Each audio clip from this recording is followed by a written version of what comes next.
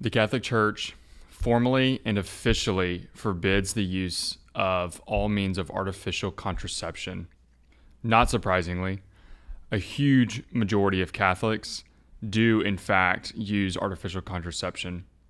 A staggering 90% of Catholics have used condoms. Over 60% have used hormonal birth control.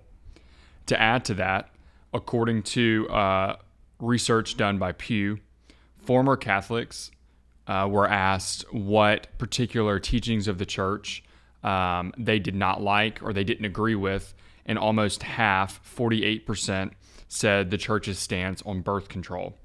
So it seems from this evidence that maybe the church should reevaluate its position, given the fact that almost no Catholics are following this teaching. Let me just stop you right there. Why does the church oppose contraception? Is it actually bad for families, or is it bad for marriages? Let's talk about it. Today we are talking about artificial contraception. I know this is a very controversial topic, but if you look out into our culture and into our society, it is something that we need to discuss. And as I mentioned at the beginning, if you look at the statistics, specifically the Catholic statistics on the use of artificial means of contraception, they are no different than the greater public, especially in the United States. And that's a serious problem. So we are going to talk about that today. So first, what is contraception or birth control? And I'll use those interchangeably, but for this purpose, they mean the same thing. According to Medline Plus, a website by the U.S. government, they say this: birth control, also known as contraception, is the use of medicines, devices, or surgery to prevent pregnancy. There are many types of contraception available. I'm not going to go into all the details of that. You can look that up for yourself, and I'm sure you're aware of them. But the church says that it is immoral and it is forbidden for the use of any of those means of artificial contraception, especially for the means of preventing childbearing. I won't necessarily go into the use of, let's say like hormonal birth control for other purposes, specifically before you're married for regulation of hormones. Suffice it to say, there are other means of doing that are better, but that is a widely used means of specifically for acne, for preventing, very painful menstrual cycles. But I would refer you to some other means, particularly NAPRO technology, to help really address the problem, because artificial contraception, specifically hormonal birth control, particularly doesn't necessarily treat the problem. It merely puts a Band-Aid on the situation. And NAPRO, those more holistic means of helping women are much, much healthier and better for you in the long run. But I don't really want to talk about that today. That's a topic for another episode, which we might do in the future. So what does the church say in regards to the immorality of artificial contraception? So in 1968, the church formally and officially forbid the use of contraception. And this is the famous document from 1968 from St. Pope Paul VI called Humani Vitae, which was an encyclical. And this is what he says in that document. Therefore, we base our words on the first principles of a human and Christian doctrine of marriage when we are obliged once more to declare that the direct interruption of the generative process already begun, and above all direct abortion, even for therapeutic reasons, are to be absolutely excluded as lawful means of regulating the number of children. Equally to be condemned, as the magisterium of the church has affirmed on many occasions, is the direct sterilization, whether of the man or of the woman, whether permanent or temporary. So the argument used is very simple from Paul VI. For starters, he says, the church, nevertheless, in urging men to the observance of the precepts of the natural law, which it interprets by its constant doctrine, teaches that each and every marital act must of necessity retain its intrinsic relationship to the procreation of human life. So, in other words, the marital act, by its nature, generates children in principle. Obviously, not every act does entail that, which God ordains in the natural law is a good thing. But it is its nature that it does produce children, or at least has the possibility of producing children every time that it occurs. So then, Paul VI, talking about the doctrine of marriage, says that marriage has two ends, namely the unity of the spouses and the procreation of children. So again, Humanae Vitae says that this particular doctrine, often expounded by the magisterium of the church, is based on the inseparable connection established by God, which man on his own initiative may not break, between the unitive significance and the procreative significance, which are both inherent to the marriage act. Nothing can separate those two ends of marriage, unity and procreation. Contraception, as a matter of definition, contra against conception, removes the possibility of procreation from the marital act and thus separates the two ends from marriage. So you have unity of the spouses without procreation. And the sanctity of marriage and those two ends must be maintained at all costs, and that is the church's prerogative. That is why the church is so staunch in this teaching. And then again, beautifully, the document referring to the beauty of marriage states that the reason is that the fundamental nature of the marriage act, while uniting husband and wife in the closest intimacy, also renders them capable of generating new life, and this as a result of the laws written into the actual nature of man and of woman. And if each of these essential qualities, the unitive and the procreative, is preserved, the use of marriage fully retains its sense of true mutual love and its ordination to the supreme responsibility of parenthood to which man is called.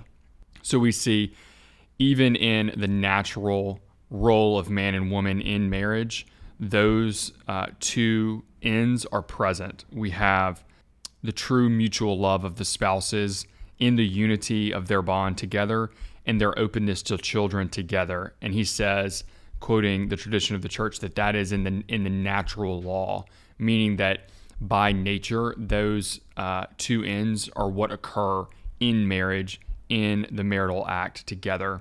And that's what we are trying to maintain. And that's the church's goal in promoting this teaching, this moral teaching of the church. So let's talk specifically about marriage, because as we see through the data, as we see just looking out into the culture, marriage, the family are under attack.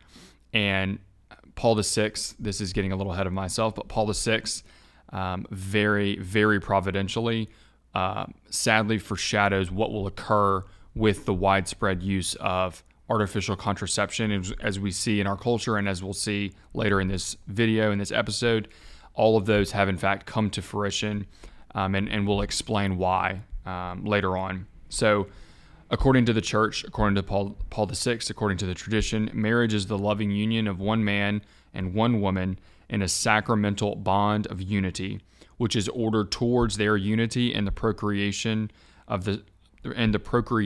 of children. Humanae Vitae again beautifully states that marriage then is far from being the effect of chance or the result of a blind evolution of natural forces.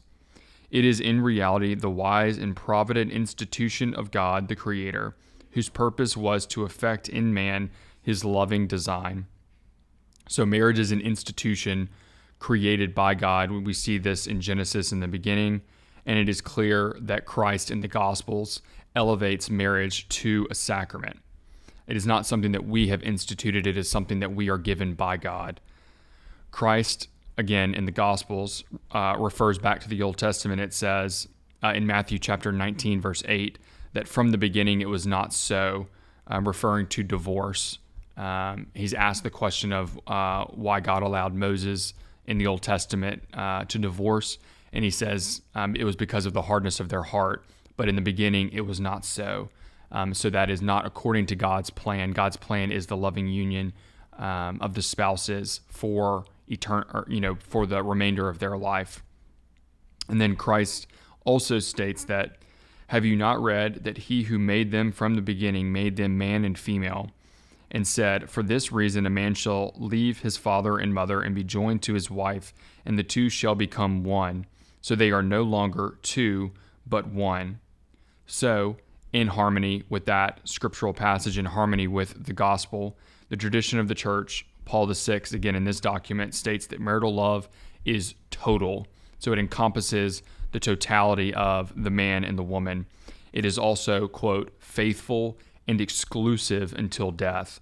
So it's faithful between the two spouses. They are faithful to one another, and it is exclusive, meaning that it is until death, and it excludes all other types of that same love between the spouses. So they are exclusive and total with one another. And finally, it is a love which is fruitful and which is not exhausted by the communion between husband and wife. So, if true, sacramental marriage is, as instituted by Christ and taught by the church, is total, faithful, exclusive, and fruitful. I'll say it again. It's total, it's faithful, it's exclusive, and it's fruitful. So that anything that attacks those four elements is to be rejected and is immoral, and it is not in keeping with God's plan for marriage, for the unity and the procreation of children in marriage. And contraception attacks the fruitfulness of marriage. Marriage must, by nature and by definition, be open to the life-giving nature of the conjugal act, of the marital act. And contraception, again, by definition, cuts that off, and we become masters of that. And that is not according to nature. That is, again, against the moral law and specifically against the natural law, as St. Paul VI states many, many times in Humani Vitae. So let's get to what Paul VI foreshadows as the consequences if his, in the church's definition of marriage and the prohibition of artificial contraception are not heeded. And I would take a moment here just to say that look out into our culture, look out into the world, turn on the news, and think about that when I'm going through these foreshadowings and these consequences, and you'll see that they have in fact all come true. So in Humani Vitae, St. Pope Paul VI warns us in very dramatic fashion what the consequences will be if these warnings and this law is not adopted. So consider these consequences, which were written right now 56 years ago in light of our modern world. He states, let them first consider how easily this course of action could be open wide the way for marital infidelity and a general lowering of moral standards. So first, we have the warning that if artificial contraception is widely adopted, which it is, marital infidelity will rise, and then thus the lowering of moral standards. So you might say, well, how are those things correlated, or how is that a consequence? Think about it. If the marital act, if you can have the possibility that the openness to life is cut off, then any act outside of marriage can be prohibited from producing children, so that the burden and the consequence of that act then becomes negated, so that you could have the possibility of widespread sexual acts outside of marriage without the possibility and without the consequence of childbearing, which again, the sexual act is for marriage, and it's within that loving union that children are brought about. So if you separate those acts, it becomes possible that marital infidelity can become more widespread, which again we see running rampant in our society. Again, his warning of lowering of moral standards, I think, speaks for itself. So next, he says, another effect that gives cause for alarm is that a man who grows accustomed to the use of contraceptive methods may forget the reverence due a woman, and disregarding her physical and emotional equilibrium, reduce her to being a mere instrument for satisfaction of his own desires, no longer considering her as his partner, whom he should surround with care and affection. So now we have the warning that the accustomed use of contraception can lead men to use women and disregard them as integral persons and disregard their inherent dignity and objects than to be fulfilling of man's desire.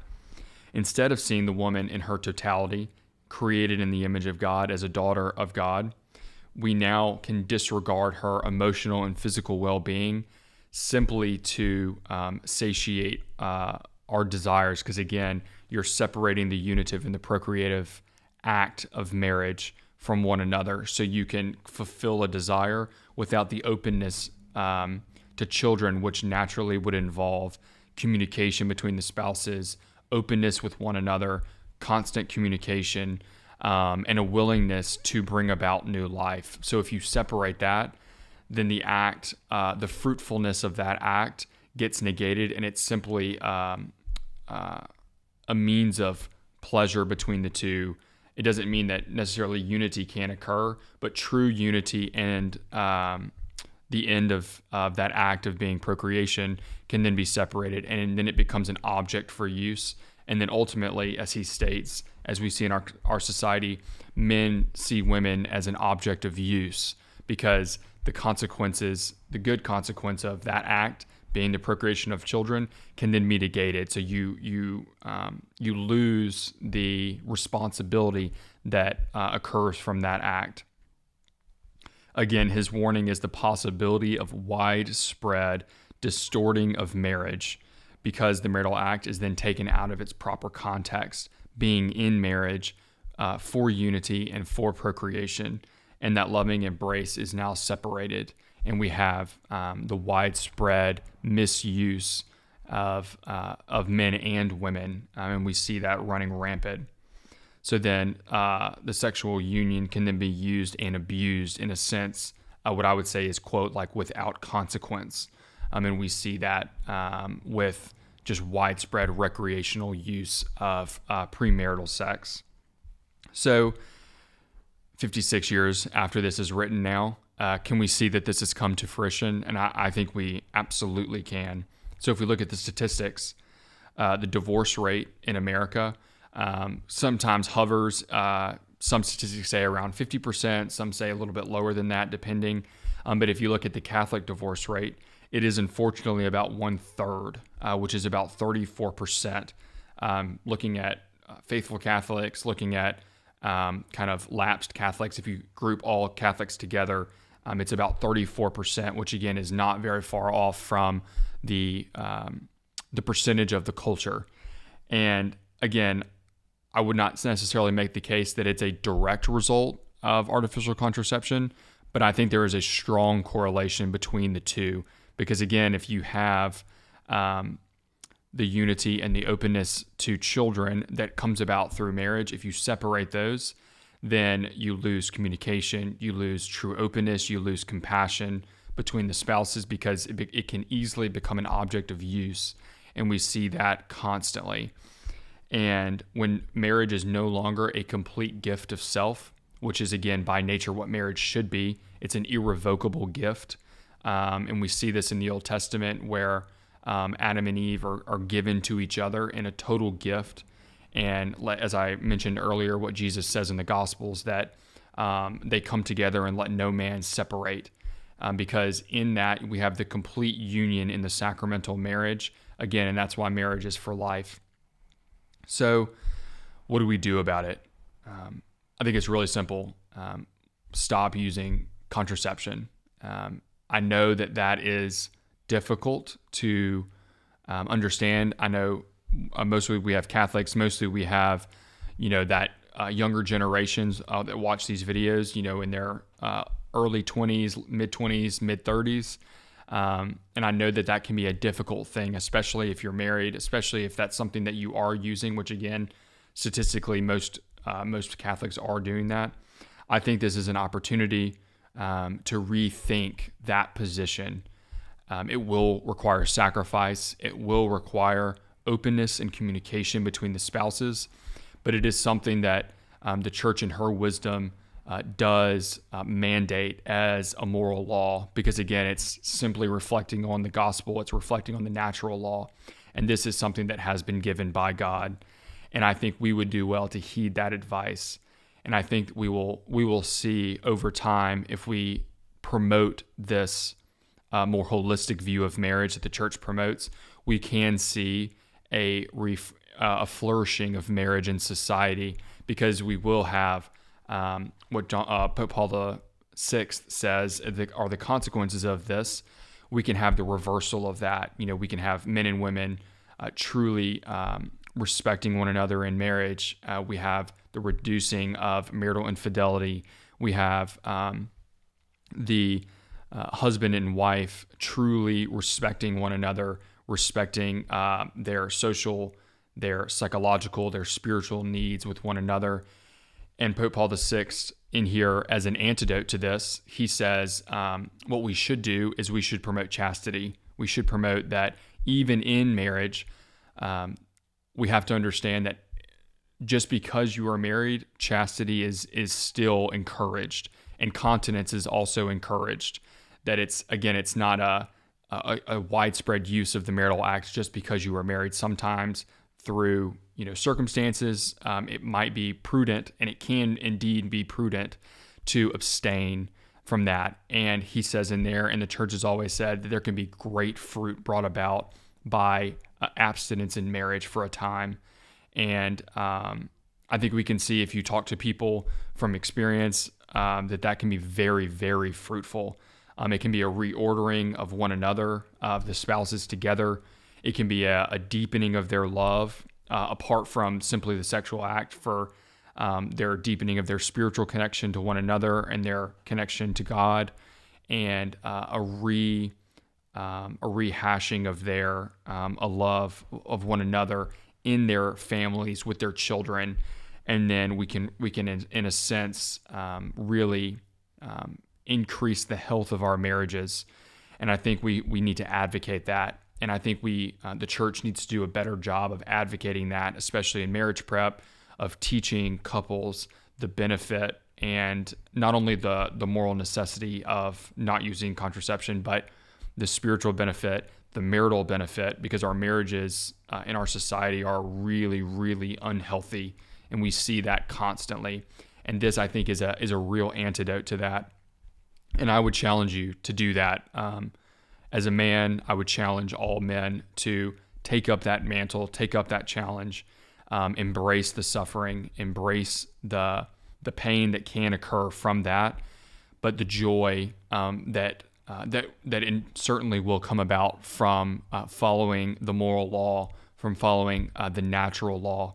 And again, I would encourage you to read the scriptures, read what St. Paul talks about marriage, that husbands, love your wife as Christ loved the church, which means that he gave himself for the church. He gave himself for us in a total gift of self, totally giving to one another without holding back. And that is what the church envisions marriage to be.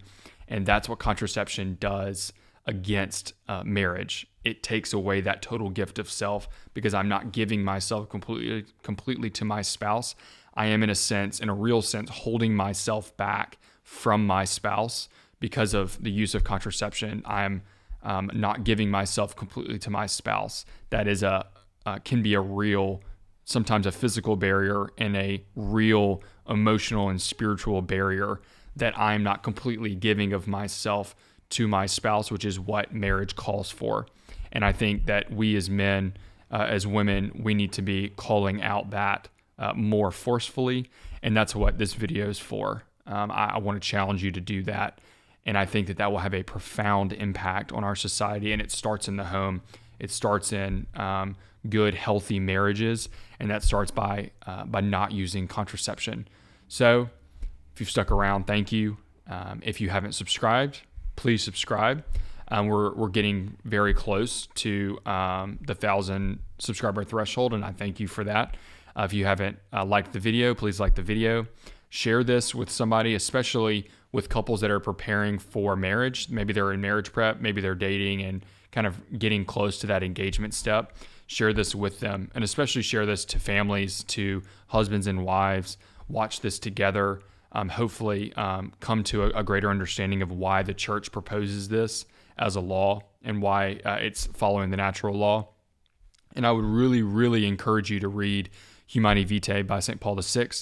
It's only about 25 pages. It's very easy to read. It's very beautiful as well. And to read about the history of how that was promoted against the conference that had actually advised him to allow contraception, and he actually did not heed their advice and went against that, which I think is a real profound spiritual understanding by him and a real providential guidance by the Holy Spirit for the church in the world. So thank you for watching this video. Again, if you haven't subscribed, please subscribe, and I look forward to seeing you in the next video. God bless.